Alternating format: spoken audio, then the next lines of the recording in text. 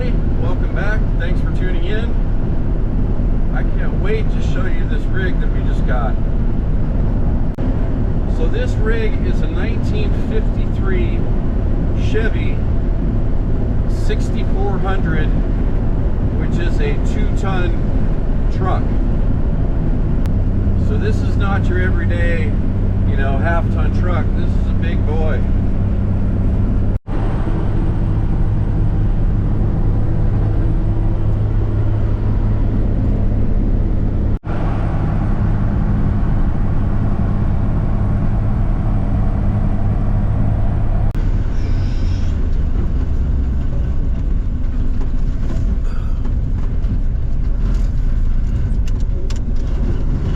Just about missed my turn there.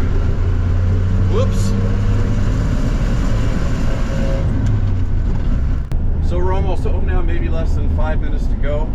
The truck's running great. I couldn't be happier with this thing. So I'll see you in just a second and we'll do a walk around of it once we get home.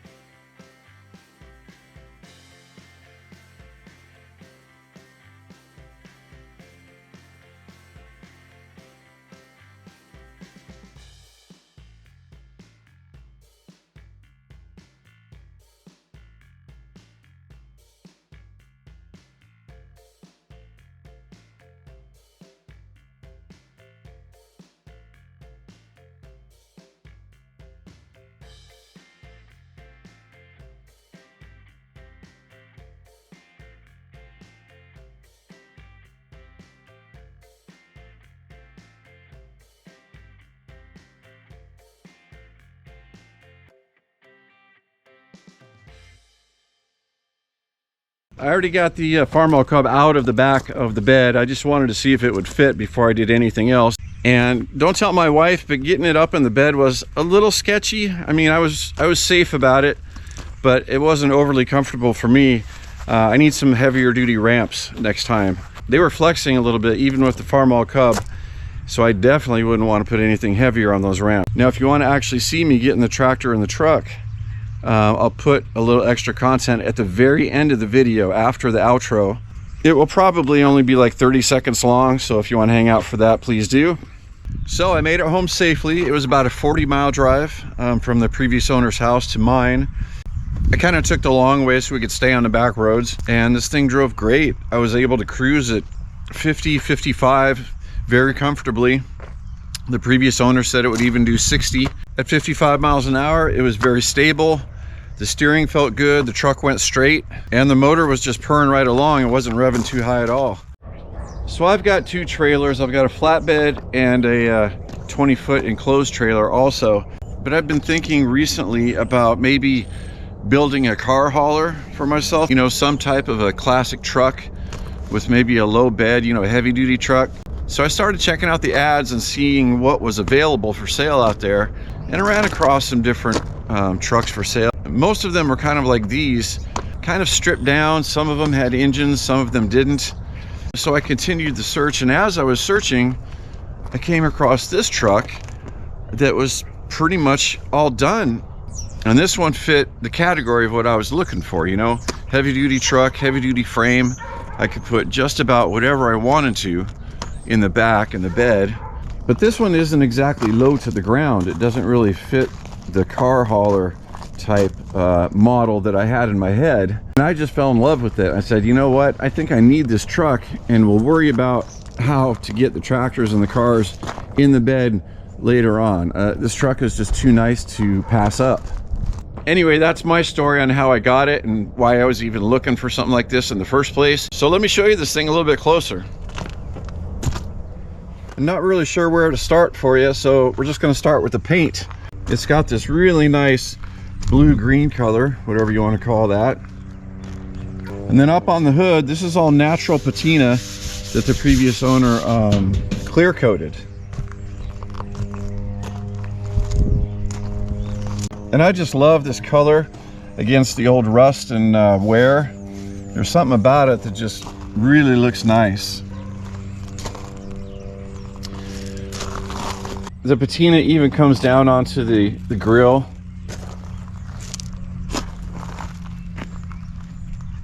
What's really amazing, if you can see the silver color right here and right there. Well, at some point somebody had sprayed this whole thing. It was like a crappy flat silver color, and it covered the entire cab and hood and the whole thing. When the previous owner found it, he did not like that color. I don't blame him. So we went to try to remove some of the silver, and it came off relatively easily. And then you did a little bit more and a little bit more. The silver paint was coming off, and underneath all that silver was this. Can you believe somebody painted over this beautiful blue-green color? Now, back in the day, this was a service truck, so I get it. You know, they weren't taking these things to car shows. They didn't want them to look pretty. They just wanted them to work. I don't know if he color sanded this or cut it with some compound or what. And then once he got it the way he liked it, he went ahead and sprayed it with clear. So it's a hard clear coat. Now this on the door here, it's actually on both doors. This was from a real company back in the day, but this was their phone number. It was a 5-digit phone number. So this had to have been still back in the 50s. I think Idaho switched to a 7-digit phone number somewhere in the 50s, or I'm not sure about that, but whenever this truck was in service, they still had 5-digit phone numbers here in Idaho, and this is a local truck. And this is kind of funny. It says, "We hurry." I guess that was kind of their slogan. Well, you're not going anywhere quickly in a 2-ton truck. I think from the factories, these things went maybe 30 or 35 mile an hour.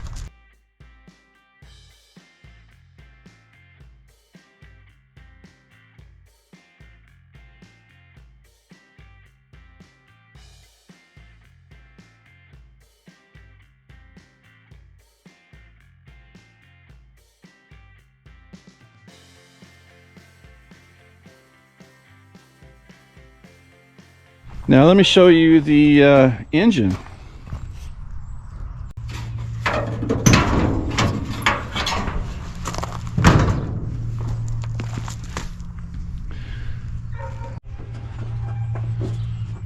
Look how clean it is.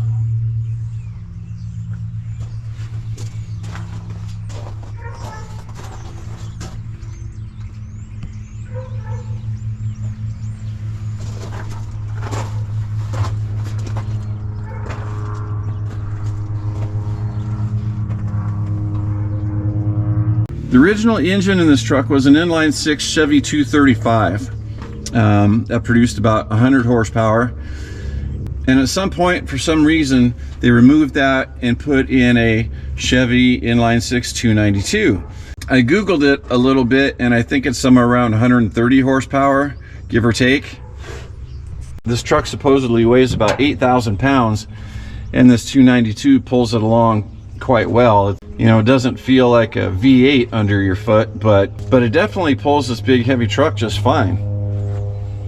This 292 was already in the truck when the previous owner found it, and he found it kind of rotting away out in the field. But the truck had sort of been neglected for a very long time, so he pulled the motor and completely rebuilt it. So the motor is a fresh rebuild. I don't know how many miles it's got on it, probably not many. All this wiring is brand new. He did that all himself. He designed it and ran the wires for what he wanted to use.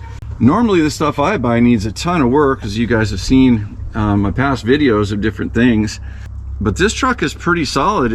Everything works. As far as I know, there's nothing wrong with it.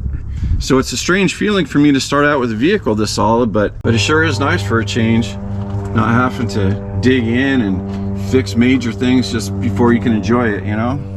Let's look in the cab here. I forget what transmission he said he put in this.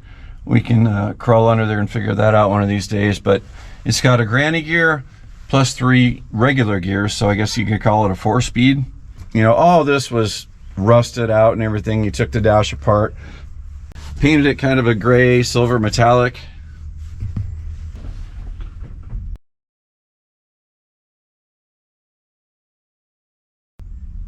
There is a heater in here, and the heater works. I used it on the way home. He put an electronic choke on the carburetor, so there's not a manual choke in here anymore. I think it might have been there before. This is the original speedometer, and it still works. The odometer's got 92,252 miles. Who knows if that's original or not? It really doesn't matter because pretty much everything's been redone. The gauge over here, we have a fuel gauge, an ammeter, oil pressure, and water temperature. That is a reproduction gauge, you know, made to look like original, and whoever made it did a good job because it pretty much matches the original style exactly. All those gauges work. This truck does not have power steering, so we've got a suicide knob on there to help with the spinning of the wheel. Steering actually feels pretty good. I mean, it's a little loose, but it's pretty good for a truck of this age. He put a new headliner in it, which is pretty much just cardboard type material, but it looks nice.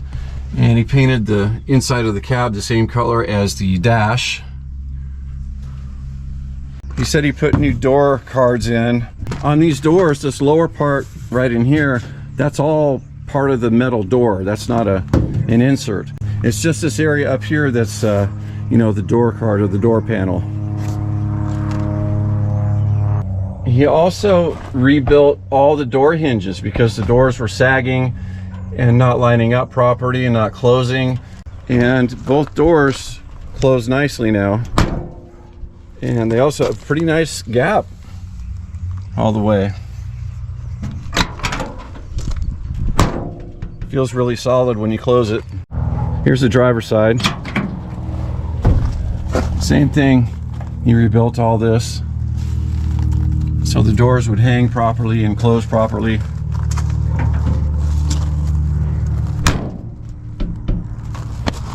We've got your classic patina on the edge of the top of the door here where people would rest their left arm as they were driving down the road.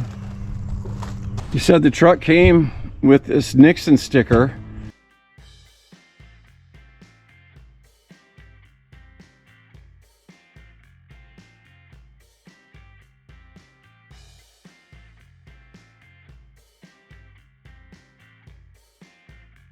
And it was all ripped and faded. Somehow he took a photo of it or something and had a shop reproduce some stickers for him, and he got the old one off and put a brand new one on there just because he thought it was fun. He serviced and fixed and or replaced suspension parts, tie rod ends, even added shocks to this truck because it didn't have shocks before, just had really heavy leaf spring packs. I don't know if these wheels were original from Chevy, but I really like them. They kind of have like a semi-truck look to them. And he actually had all 4 wheels removed and powder coated. So this is not just spray paint. This is, hopefully it'll last a long time.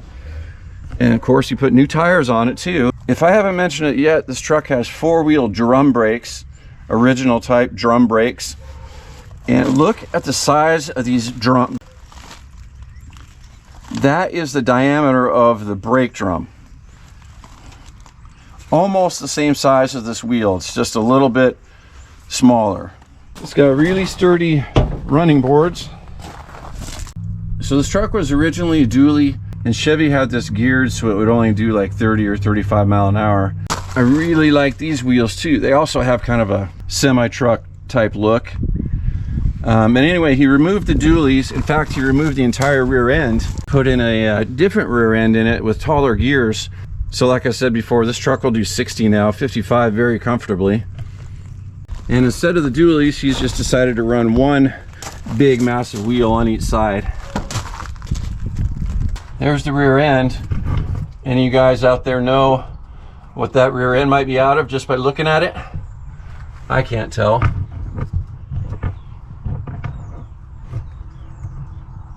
You can see right there, that is the valve that you use to inflate and deflate the air shocks in the rear. He's got it kind of mounted to the rear frame, which is kind of cool.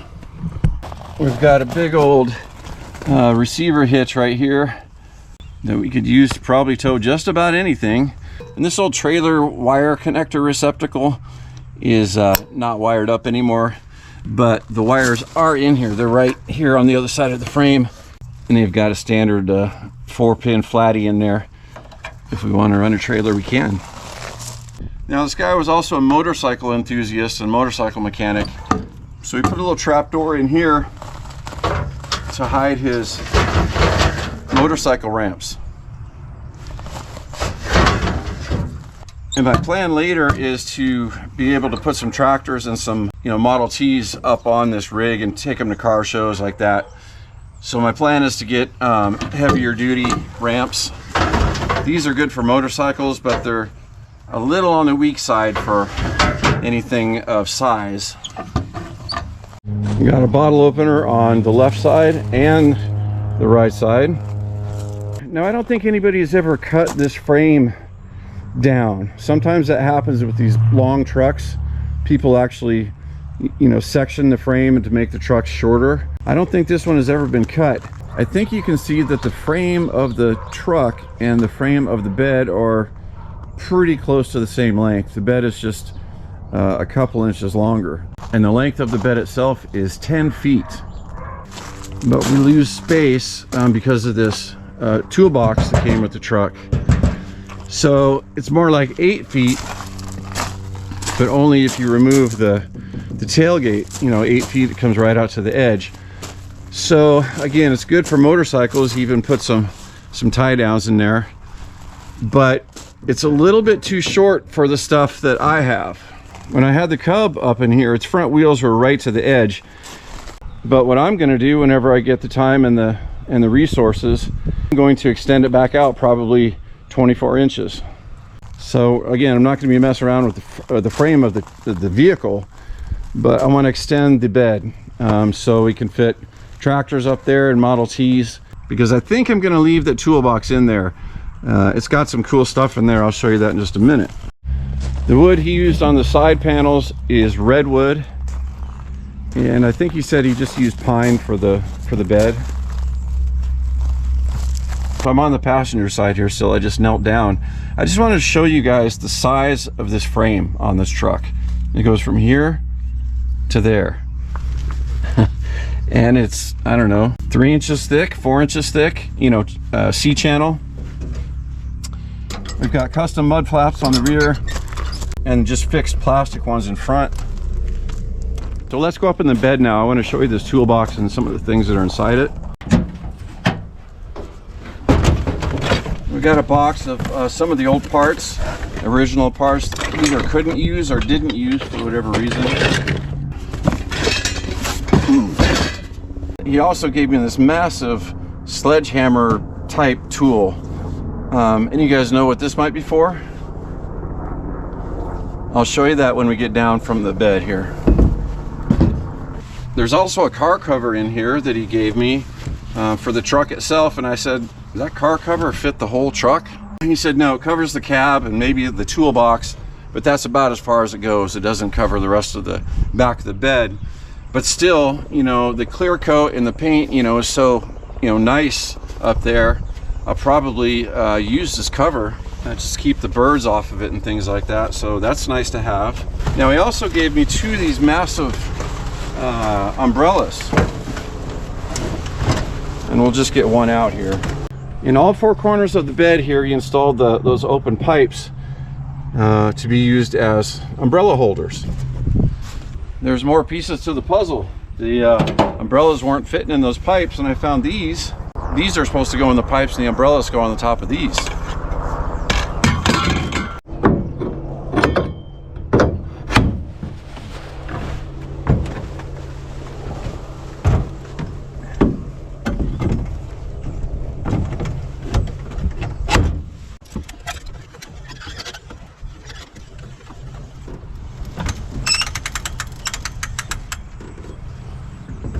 Wow, how cool is that?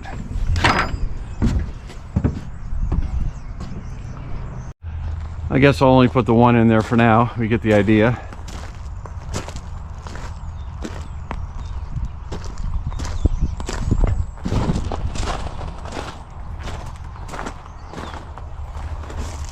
The color even matches the color of the cab a little bit.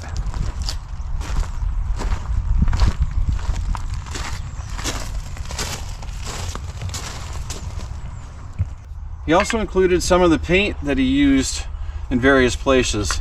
This says dash and doors, so we know exactly what color it is, duplicolor. This is trim. I'm not sure what trim he's referring to. This one says truck rim rings, and that's a perfect segue into showing you how that tool works. So this right here is the rim ring. This ring, I think, acts as kind of like a wedge to hold the tire on. Yeah, you can't get the tire off at all unless you remove this ring first. And there's another type of a ring behind it, that silver one. So he said the only way to get these rings off, or at least the only way he's aware of, is you take this massive tool and you kind of put it like that against the ring and the tire, and then you whack this with a big sledgehammer. Otherwise, he said he couldn't get these rings off with any other tool that he owned. So it was nice of him to include this. This has to be a semi-expensive tool by itself, you know. So I got that tool put away. One other thing I wanted to show you is he's got a flagpole holder right in the center of the bed up front. So you can drop an American flag down there when you go to car shows or take it for a drive or something. I think that's really cool. All of the lights on this rig work. These are the blinkers. We've got headlights and running lights also. Everything works. And he also installed quarter lights on the bed, which I think is really neat. 1, 2, 3, and another one up there. That's 4. These lights here, I believe, are brake light, tail light, and blinkers. We got to see how these lights look at night here.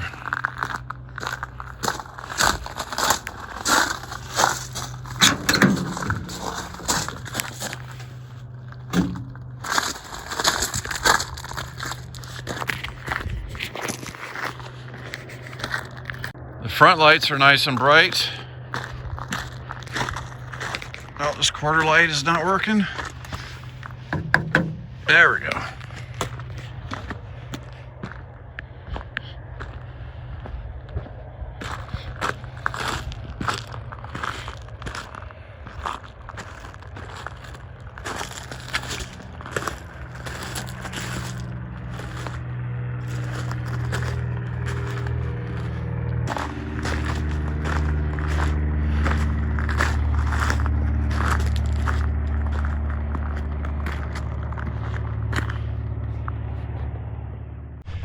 Well, I have not been underneath this truck yet, so let's crawl under here and see what we can see. Well, there's the shocks that he added. You can tell there was not a plate there before at all. He welded all that on. That looks like a heavy-duty shock, and again, that's an air shock. Looks like the right side is on the front of the axle and the left one is on the rear of the axle. That is a big old rear end. He also put new drive shafts in. With that different rear end that he put in, I'm sure the old drive shaft was not the right length. So He had these custom made. So here's the rear driveline looking forward now. New U-joint and support, and a new driveline for the front as well. Looks like we patched in some of the exhaust. You can tell where the new stuff starts. Old is up there by the engine, and then old right here again going backwards. The truck sounds pretty good. I like it. Now this thing here is the power booster for the brakes.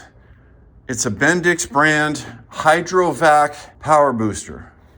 You know, normally power boosters would be located on the firewall by the master cylinder, right behind the brake pedal on the firewall. But these Hydrovac boosters can be mounted anywhere. And honestly, I had never even heard of a Hydrovac power booster. I didn't know such things existed. I think it's pretty fascinating how they work. I could probably do an entire video explaining how this power booster works. Anyway, that's what that thing is. And let me tell you, it works amazingly, which is nice, of course, because going down the road in this big heavy truck, you know, it's got a lot of inertia behind it. So when you go to put on the brake pedal, you can actually stop it pretty quickly. So this here was an old battery tray, it looks like, at some point. But he relocated the battery to the engine compartment on the firewall, and that's a much better place for it. Well, it's nice and dry up in there around the coupling to the drive shaft. So I'm sure he replaced those seals as well. This is interesting. This is a service brake. There's a drum that goes around the drive shaft that's connected to the drive shaft. And then there's a shoe here, so I don't see any other emergency brake provisions on near the rear axle anywhere, the rear wheels. So this must be the emergency brake. So this lever over here must be connected inside the cab to that handle on the floor that we pull. Looks like somebody in the past torched out some notches right there for a specific reason. I don't know what that reason may have been. But anyway, the service brake still works. Now here we are up in the front. This is the front axle, and I'm noticing the drop. It's like it's got drop spindles on this truck, which is kind of funny to me. You'd think it would be a straight axle, or at least I think it would be a straight axle. I guess that's the ride height that they wanted, but I don't know, it just seems a little strange on a big truck like this. We've got Chevy orange on the pan and on the block. Everything looks pretty dry up there, so I don't think this motor leaks a whole lot. You see the front of the radiator, see the green stuff? Looks like this radiator may have been leaking in the past at some point, and it must have gotten fixed because it's not leaking anymore. Let me fire it up for you guys now so you can hear the engine run when it's just sitting here.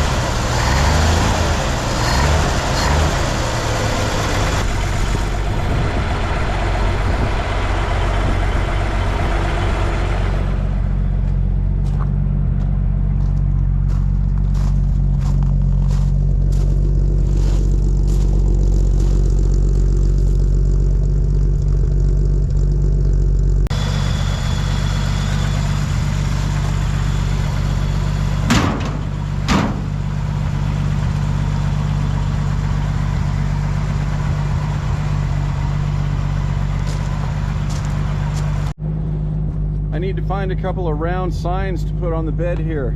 He had a couple old Texaco signs and he had these little clips right here for the sign to just sit right down in. It's like that on both sides. Maybe I'll try to find a couple of aftermarket signs that would go with the overall look of the truck. That'd be pretty cool to have something on the bed there. Looks like the size would be about 16 inches, and the tabs are a little bit adjustable too, so I'd say 15 3/4 to 16-inch diameter would fit. Yeah, I'll see if I can find something on eBay or something like that. Anyway, up front here it's pretty quiet.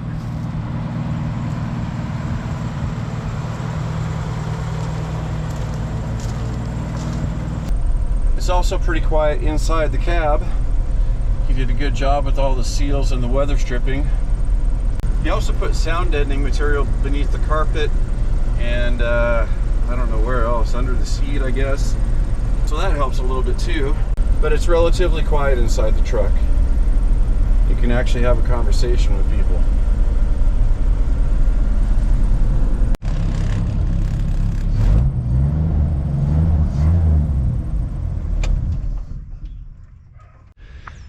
Well, my friends, I absolutely love this thing. I couldn't be happier with it. I think I'm going to get a lot of enjoyment out of it. I don't have to worry about any major repairs right off the bat.